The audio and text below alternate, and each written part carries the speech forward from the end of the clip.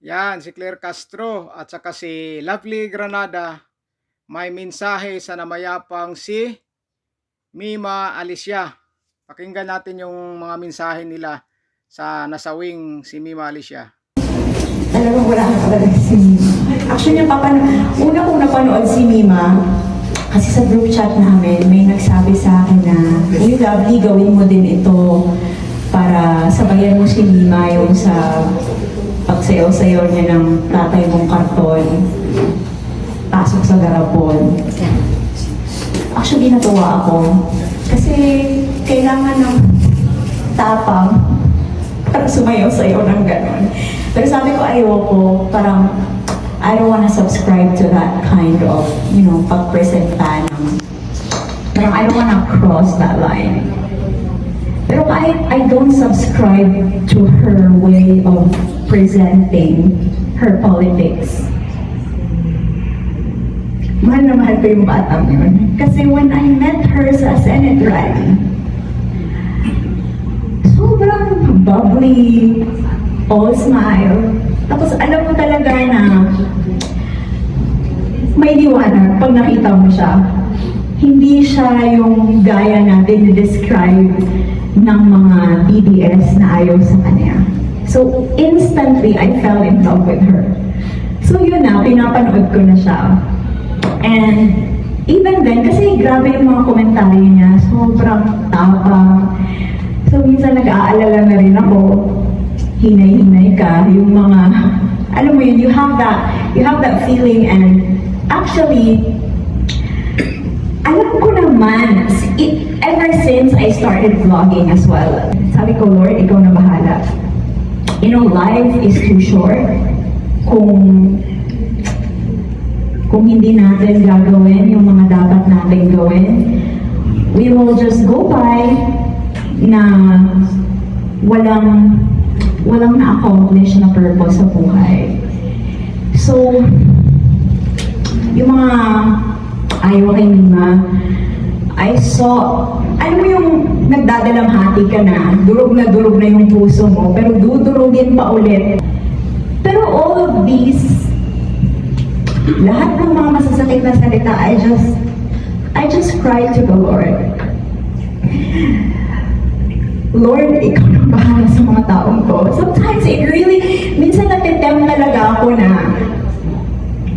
sana mangyari din sa kanila. Pero no, the Lord would tell me, I am watching. So I keep that faith. God is watching. Sa mga taong nagmamak sa ginanas ni Mima, God is watching. And hindi tayo titigil dahil lang sa nangyari sa kanya. Actually, mas lalo kaming magiging burning sa aming pakikipaglaban. We will continue the fight.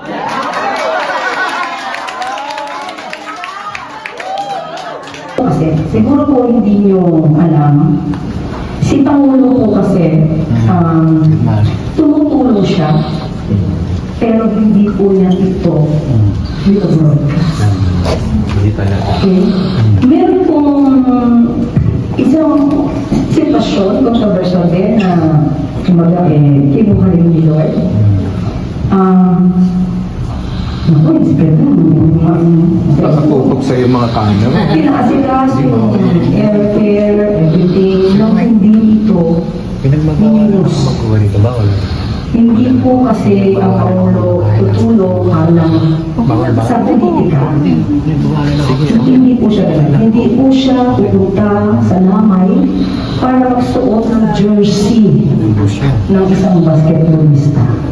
Pagtulong po talaga, tulong. So di ko na sasabihin ko sino pa yung mga tinulungan niya. Kasi baka pag nakita po sa na-broadcast siya, baka napagalitan tayo. Pero din po, si Pangulo, so kaya nga po nung nakita ko na na-broadcast nila, But anyway, nakita niyo po yung tulong talaga ng Pangulo. At si Mima kasi po ay hindi pa po kami personal na nakita. Pero tumatawa siya sa akin. Tumatawa siya sa akin, namusta.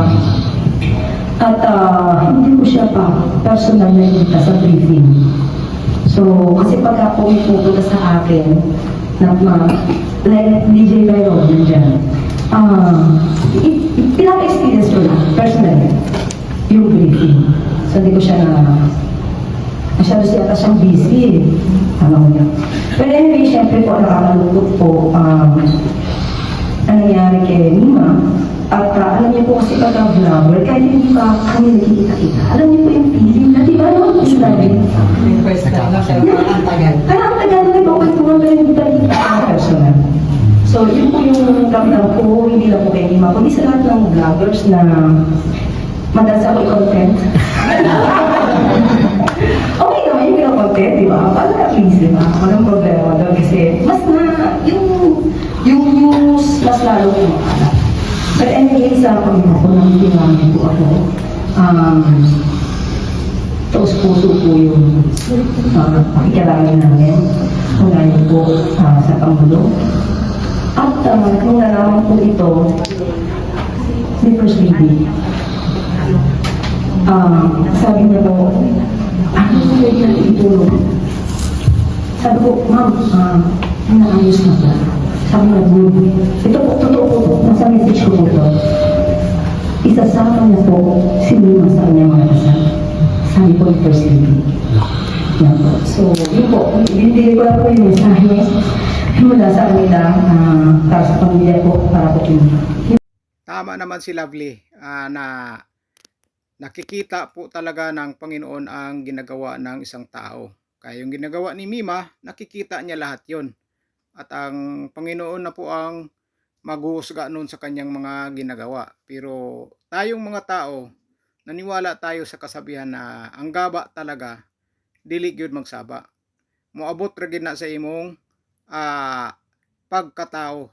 Kung ano ang ginagawa mo sa iba, babalik din yan sa iyo. Kaya huwag tayong gumawa ng masama o masakit na salita sa ating kapwa dahil yan ay babalik din po sa atin yan. At kapag nakapagsalita tayo ng hindi maganda sa ating kapwa, hindi na natin mababawi yan. Kaya yung mga sinasabi ni Mima Alicia kay Vice President Sara Duterte at kay Pangulong Rodrigo Duterte, hindi na niya mababawi yon at hindi na siya makakahingi ng tawa dahil wala na ho siya. Sabaga, makakahingi man sana ng tawad sa kanyang mga sinasabi dahil marami namang sinasabi niya hindi totoo. 'Di ba? Tao lang ang sinasabihan niya na maaring patawarin siya pero ayan, umabot na po sa ganyang sitwasyon na ayan siya ay namayapa na. Kaya sana nasa maayos ang kanyang kaluluwa ngayon. Nasa maayos ang kanyang paglalakbay sa kabilang buhay.